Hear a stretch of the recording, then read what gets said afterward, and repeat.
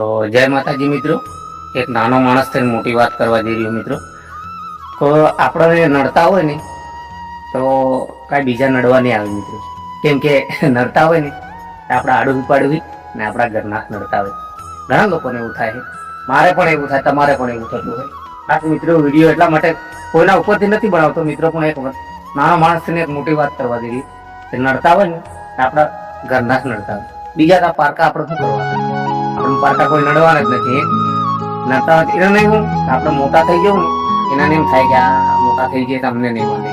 તો મિત્રો એ તો ભાઈ જે મહેનત કરે એ તો આગળ વધવાનો છે ને, મહેનત કરે એ તો આગળ વધવાનો છે. પણ એના એ લોકોને એવું થાય કે આ લોકો મોટા થઈ જાય તો પછી અમારું શું?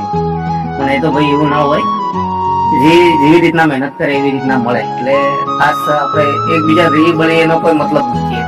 તમે પૈસા વાળા કમાવો તો તમે પૈસા વાળા ખાઓ, હું બેસી રહેવાનો બરાબર, બેસી રહેવાનું, હું મને પૈસા નથી મળવાના.